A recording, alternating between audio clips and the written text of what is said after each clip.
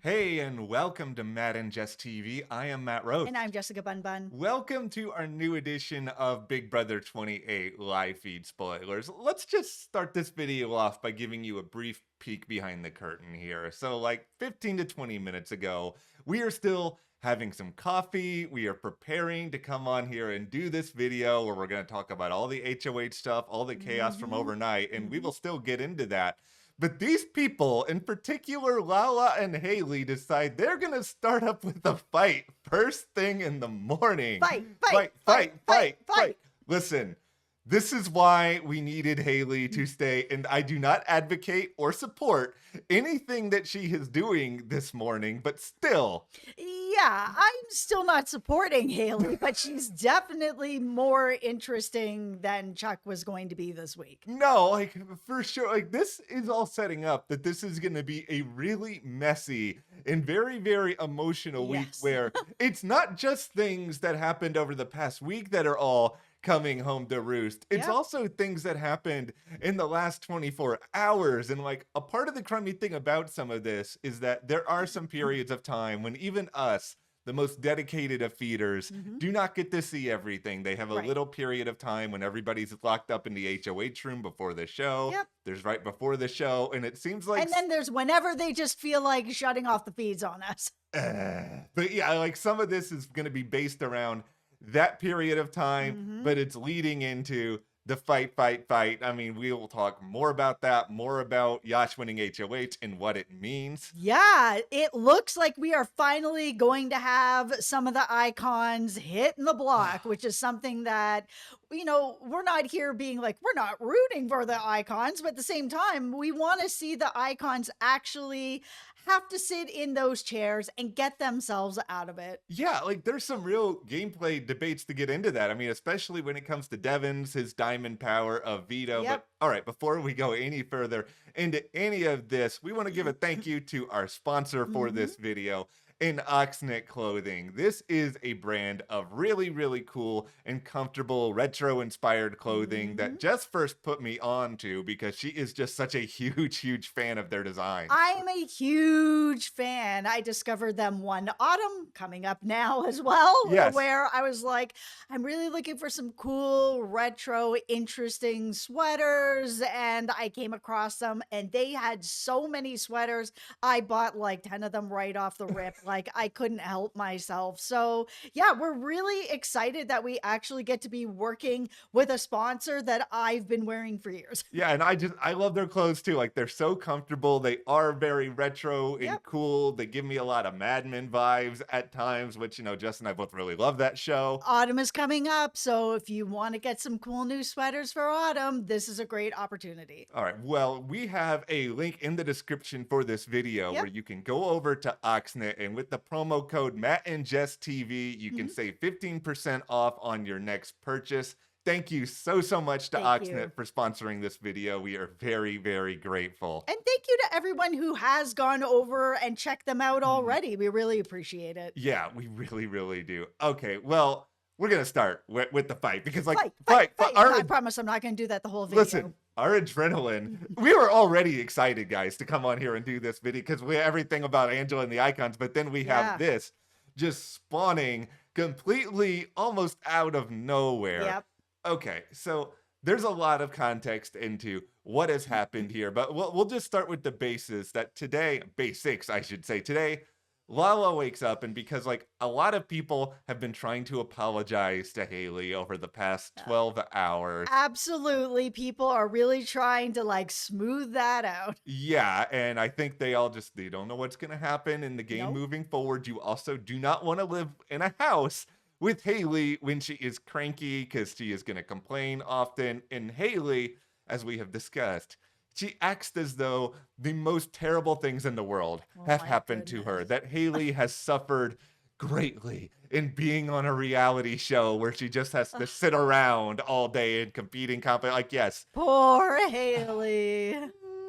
Okay, so Lala decides today, all right, you know what? I'm going to go and I'm going to try to apologize. So she does this. She brings up the introduction to, you know, I really just want to say I'm sorry. Then Haley, almost right away, just starts to throw around the word bully, which, listen, this is the most overused word in reality television. Yep. I never want to see it where the actual meaning of this gets diluted. No, but that is what happens because this word does get used in situations where that is not happening a lot because it's a word that gets, audiences and viewers really riled up if it's actually happening, and people will jump on it if it's their favorites or whatever's going on. Yeah. It's tough because when that's actually happening to somebody, then yeah, it feels like it gets diluted a little bit. Yeah, and I mean, this is the reality of the situation here is that yes,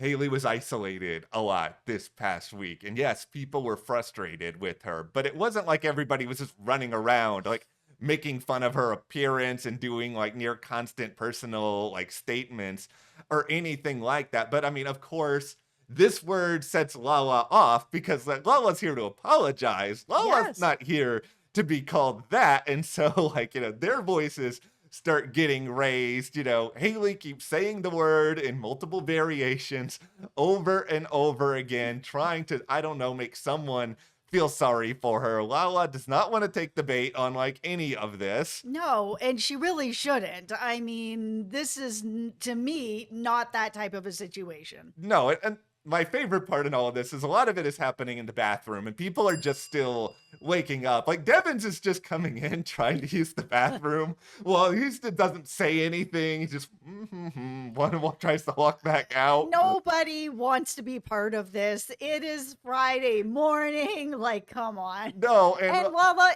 started this conversation as an apology. Yes. She did not come in to make things worse or to try to, antagonize her in any way. She came in to apologize. I think what has made this situation even more contentious is we referenced that time in which feeds were off. So Yes. As we talked about briefly in the update yesterday, there was a very, very last minute push by the icons that in the event Barrett had won the blockbuster and it was Chuck and Haley on the block together that they really wanted to save Haley. And it seemed like that was probably going to end up working out. But apparently in that period of time, Lala caught wind of some of what was going on, and she got very, very upset about it and tried to throw her weight around as head of household. Like, this gives us a little bit more context into why Devins was complaining about her HOH-itis when he was casting that vote. But I also understand. She's the HOH. She's trying to get her target out. Everyone was on board with it. You're going to last minute blindside the HOH with what she's looking for?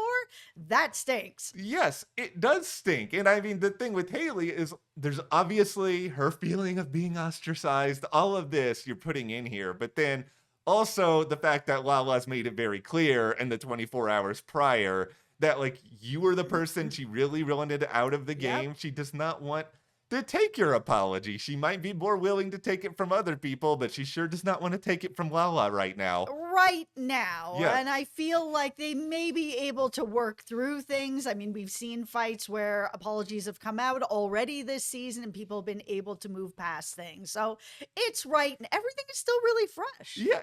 I mean, we have Lala out here. She's talking to Melody and she's just sort of like, Melody, do you think I was being this word? Was I doing it? Then Melody is just trying to be like, listen, no, you weren't to me. If I'm someone else, would I see it that way? I don't. Then Lala's out here being like, we should have a house meeting over breakfast to talk. Let's go. House meeting. Okay. Listen, it's really hard when that word is being put out there because whoever's on the receiving end of it can feel that way. Yes. Whether it's happening or not happening. That's how Haley is feeling right now. Yeah. House meetings are number one on the list of things that we all love on the outside. They never work for the person that is calling them. No. You do not need to call a house meeting because you've had a fight with Haley. You need to deal with just Haley, not every. Why does Devins need to be part of this fight? He's not part of this fight. You two are having a disagreement. Just take some time to cool out and maybe regroup at the end of the day or tomorrow. It's a long week, guys.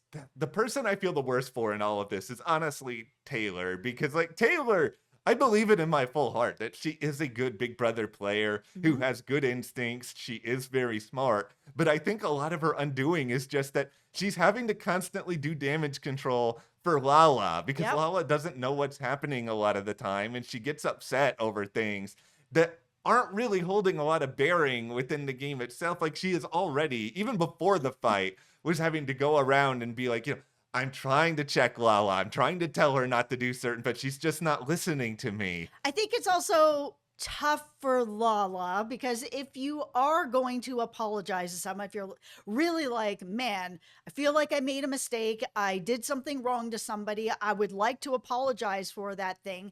It's hard to then have to deal with a huge fight that comes from it. However, if you've done something wrong and you truly feel that you've done something wrong and you want to apologize for it, that person does not have to accept that apology. That person can be mad. That person is going to feel whatever they're going to feel. And as the person apologizing, you got to let them get out their feelings. My favorite part of today that has not even happened yet is that in addition to Haley feeling like the entire world is against her, that everything horrible has ever happened, she is Alexander in the no good, terrible, very bad day, that she also believes with every part of her that America is going to give her a power that they feel. I didn't. Yeah. Haley, newsflash. Do we need Devins to come in and do the newscaster voice here? Because Haley is not getting a power this week. No. Haley may never get a power, but Haley believes that everyone has watched her story play out. I cannot wait.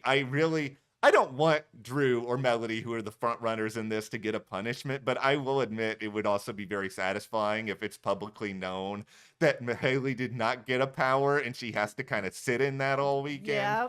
Okay, well, here's where we are now when it comes to the game. Yash winning HOH. So interesting. We have to actually sit here and talk about Yash in a strategic context for the next 7 days. Yeah, it's really exciting. Yeah, it's really, really strange. Because he really has been someone that has been in the background a lot of this. He's got little connections here or there, but nobody's really taking him that seriously as like, oh man, I'm riding with Yash. So him actually being in power, I was like, what's going to happen? Oh my goodness. It's the first time the whole season. I'm like, wow, what's going to happen? I'm still not the biggest Yash fan. No. But what's going to happen?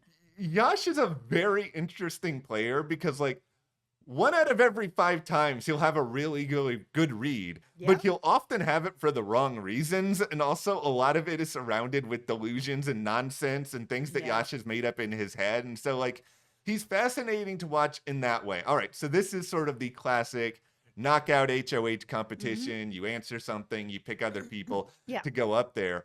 At some point, Dee and Devins apparently both picked each other to go up there. Is this real? Are you guys really trying to do as much subterfuge here as possible?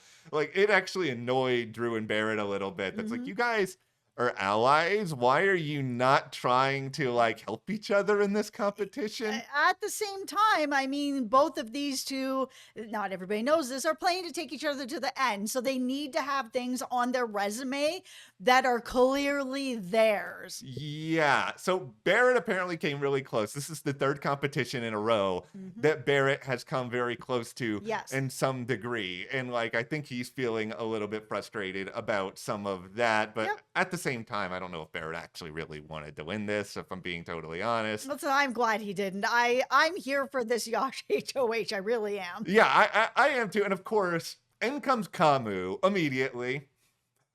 Hi, Yash, buddy, best friend. Now, I mean, oh my God, Kamu.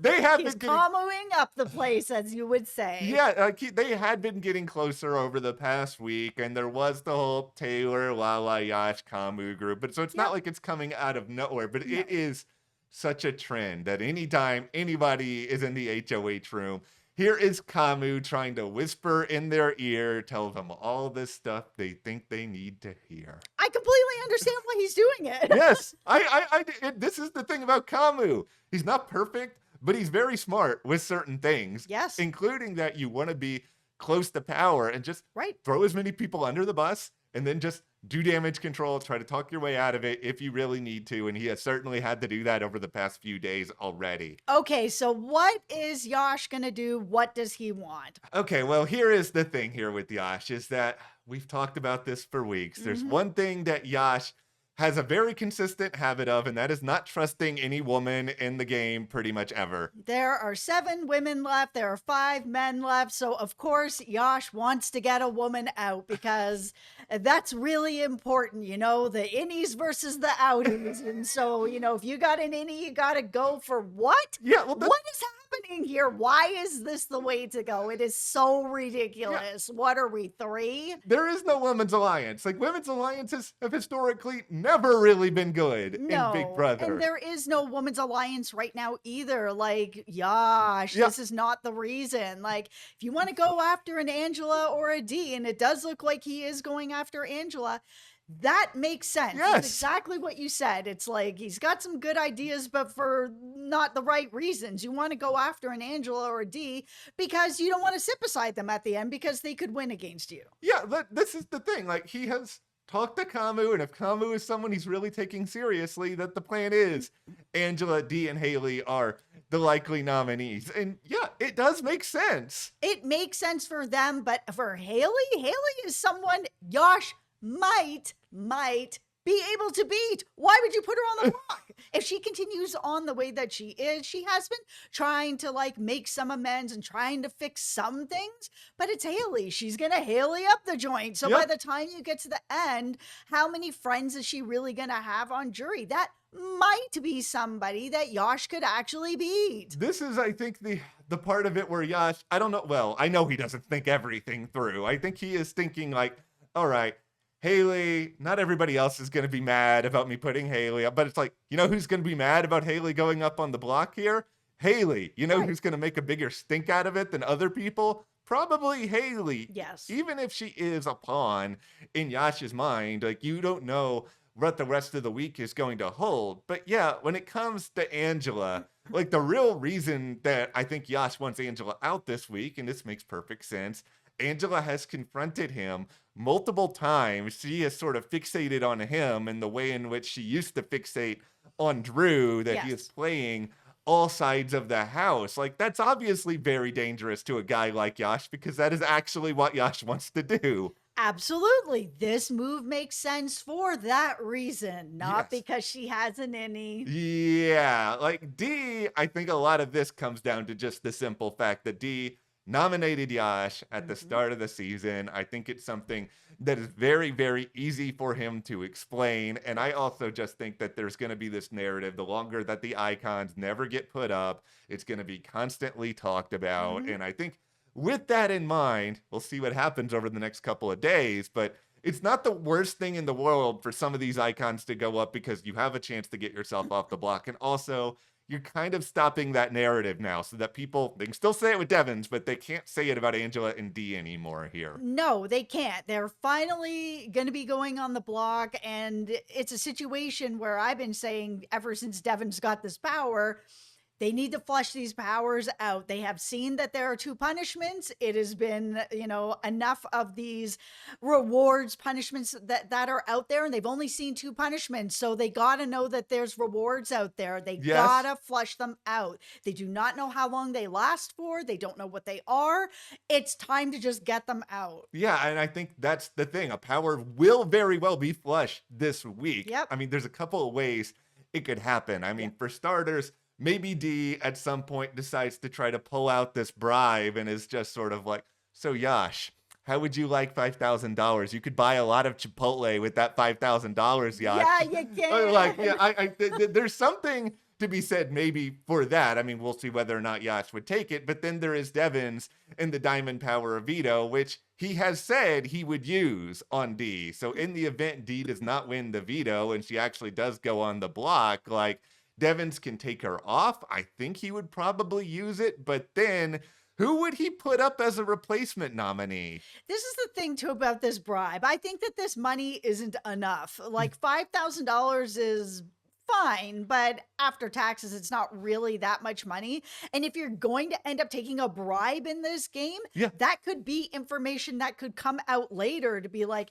hey, I offered this bribe and he took it, and that's why this has happened to you, is he actually took it. He didn't have to take it, but he did. And, this is what actually happened. It's not me. He took it. Yeah. It's not going to work out that well. I don't think so either. And I think this is why Dee has even admitted, not in a way that I'm sure production is happy with, but this is kind of a crummy power because it's not a lot of money. There's not a ton of incentive for people to end up taking it. I'm not even sure if she would even offer it at this point. And that's why, the diamond power is more interesting. We'll talk a little bit later about some of the possibilities there with it. Mm-hmm.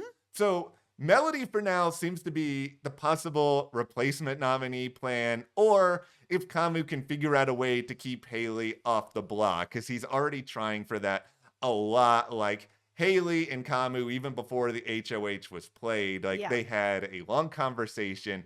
They tried to make some amends, like Haley told Kamu that Dee has been out here spreading around this information that during the whole gym room fight, Kamu brought Angela in for the purposes of making really, really good TV. So he knows Dee is out here throwing him under the bus. And Kamu was really actually honest about this. He was like, yeah, I did say that. I was really trying to do that. Haley has actually done a really good job since all of this of trying to go and smooth things out by giving information to people. I mean, she also talked to Drew about what happened, to be like, hey, I'm going to level with you. You were pretty honest with me when I was on the block and one of the few people that was actually still having conversations with me. And I appreciate that. So I'm going to do you a solid as well. And I'm going to let you know that you were actually the target for the tool shed, which is something that later Kamu also, let him know to be true.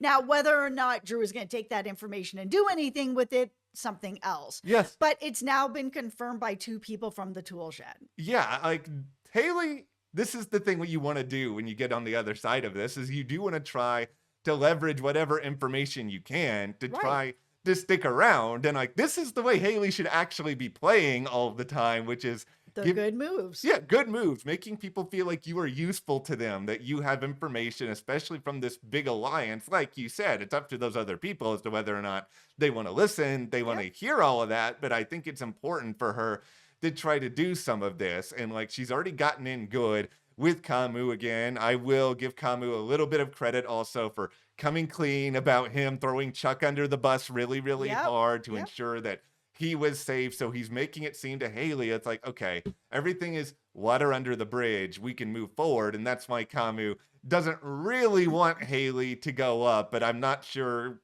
Yash is going to change his mind, because putting up Melody does run the risk of other people being upset with him as well. Yes. So Melody, look at you. Okay, we're going to credit Haley here. I'm going to credit Melody, who her biggest Achilles heel is not talking to people outside of the FAP alliance. Yes. She did go and talk a lot with Yash overnight and threw Angela under the bus really, really hard, and really brought up how much that vote flip was happening, that Angela was really trying to keep Haley over Chuck. I think Angela is in huge trouble this week, like huge trouble. If she's hitting that block, if she doesn't get herself out of this, I think Angela can actually go this week. Well, yeah, I do too, because like there's just a lot of different variables that have come up over the past week or so. There is, everything that happened with splitting up the red corner from the crossovers. Like, that's a big part of it. There's all of the tension around some of the fights that she's caused. There is this vote flip situation. There is just also the idea that you want to split up some of the icons. And if Devins is safe, and if Dee ends up winning the veto, or if Devins uses the diamond power on her, it's like it all may actually come down to Drew and to Barrett, and what they actually choose to do this week, and like who they really, really want to protect. Oh, they're going to protect. Listen, Hard hat. They're going to Yeah. protect their alliance. They are still working with the Icons. And I know, Drew's been let in on some of this stuff, but at the same time, I mean, eventually I feel like he's going to be let in on the fact that even if he didn't win the blockbuster, that they were actually going to keep him because it was flipping back. This is the thing I believe with Drew is just that he may go back and forth on some of this himself because like I think personally he probably really likes hanging out with the FAP Alliance and being around that group of people, but he has loyalty to these icons. I think there is just a massive concern about these powers in the house, and it's like Melody even talked to Yash about not talking too openly about his nominee plans in case one of the icons does have like an HOH takeover or something like that, because you want to make sure that they don't use it in whatever way you possibly can, right? I mean, Drew may also be just looking at this situation of working with the icons, or at least working with somebody like Dee, that maybe he feels he could actually beat her at the end, because there are a lot of people in the house now talking about the fact that she has already won Survivor. She is sitting on $1 million. Do we want to give $1 million to her again, depending, or 750, more money, piles of money? Or do we want to give it to maybe the newbie that's sitting beside her, somebody like Drew, who has been loyal, has been gathering information, has been playing hard, who has won some stuff, as a young guy who could have this life-changing money and have an opportunity as well? I feel like sitting against Dee, she is really going to have to sell it if the jury is filled with newbies that are just like, why are we giving her more money? Well, this is the thing. If we're going to go back in a time machine here to Big Brother 14 for a moment. Beep, bop, bop, bop, boop. We're back in time. Whoa, we're the final two. It's Dan versus Ian. Like, there is, okay, who knows if this is all true because it might be revisionist history, but there is a lot of lore that Dan might have lost to anybody at the end of that season because there were so many people who were just really bitter about the idea of Dan getting to win again. Like, yes, Ian's charm played a role there, but like... Yes, it did. And Dan's jury management also played a role in him losing. However, him sitting on money, I think, did play a role. Who wants to give somebody more money? Or you could help change somebody else's life, like a Drew or a Melody or somebody else that's just, brand new, that is looking to, win the first time. It's hard to sit up there and already be sitting on a pile of cash. I just think it was very interesting last night that Drew was up there in that HOH room listening to Yash and Kamu talk back and forth. All this throwing under the bus is happening when it comes to Dee, and he's just sort of listening. He's taking in information. He's not like trying too hard to be defensive. He's trying to help Melody. Like, he's still holding all of his cards really, really close. And like, that's why it's very, very hard to read Drew. And that kind of also goes into the idea that later today, presumably, a new power / punishment could be going into the game. And more than likely, it's either going to be Drew or Melody that end up getting it. And then what if it's the coin of destiny at that point where you could change like this entire week if you really, really wanted to? Absolutely. Now, if it goes to Drew right now, I think he is still going to be using it to prove his loyalty to the icons. If it's later in the game, maybe not. But I feel like right now, that's what he would do. I'm scared. But if he holds on to it until later in the game, it might be something different. Yeah, please. Drew, don't use it this week. I beg you. I understand why you might, but if you get it, you can use it to save yourself later. It's going to be really interesting. I already have my hard hat on because if he gets something like the coin of destiny and he uses it to try to help save the icons, I just feel like the fandom is going to be so mad at Drew for doing this. Even though this is the entire game he's been playing. If you have been voting for Drew to get this, understand that he is working with the icons, and that is where his loyalty is, and he will use it. I just want Melody to get it. Not just because I voted for her, but I want to save myself the stress of this possible situation. I do not need this in my life.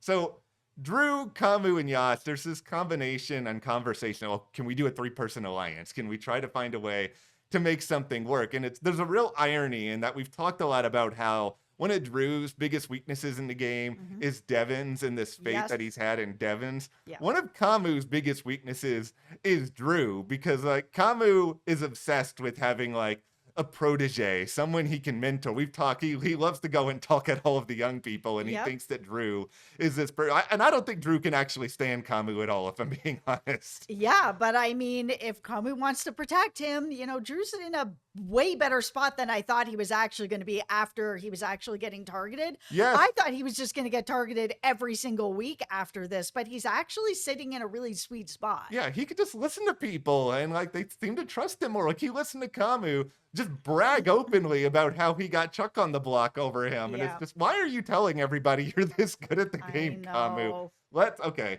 We have some delusion to talk about here. And this kind of goes into the how Yash stumbles into things at times. He literally told Taylor that D is dead weight within this game. And Taylor had to remind him that she actually won Survivor. Oh, Yash. Yash does not understand Big Brother. Yash may end up doing something okay at this particular week, but it's just long term, it's not going to end up working out all that well. No. But I'll admit, even the icons have a little bit of delusion right now, because it's like Dee is celebrating. She celebrated last night, and it's just like, I think they believe they can try to play up all this chaos that's happened over the past 24 hours and get a different outcome. It's just like, I don't know if Yash is going to be that flexible, mostly because Yash has two people in Taylor and Kamu who are both really, really dead set on doing something, and they're going to reinforce that and reinforce that and reinforce that like time and time again. Yep. So ultimately, like, this is where we are coming into the next 24 hours of the feeds. And I really do think that a lot of the impetus behind everything that's going to be happening is going to be how good of a talker is Dee to try to prevent these situations. But also, if Dee does go on the block, how far in advance do Devins and Dee start talking about, what do we do with this diamond power of veto? Who is actually the right person to put up that we might be able to get the votes to get out if Angela is still sitting up there? Absolutely. I mean, at this point, I would think that maybe they would look at putting up a Kamu. Yeah, I think it's got to be either Kamu or it's got to be Taylor. Like, those are the two people. Yeah. And like, maybe they'll consider Lala and just hope that everybody's annoyed enough with Lala. But I think it makes more sense. You got to get rid of somebody who is like a significant game threat. And like, that is Kamu 120%. Like, he's won competitions. He's reasonably good at Big Brother. Like, why would you not want to look in that way? Yeah. But that is where we are with this edition of Big Brother 28 live feed spoilers. We want to know from you guys, what do you think about the Lala Haley fight? What do you think is going to happen with Yash's HOH? Thank you so much. Check out that promo link in the description for Oxnet. 15% off with the code Matt and Jess TV. And we will see you here next time.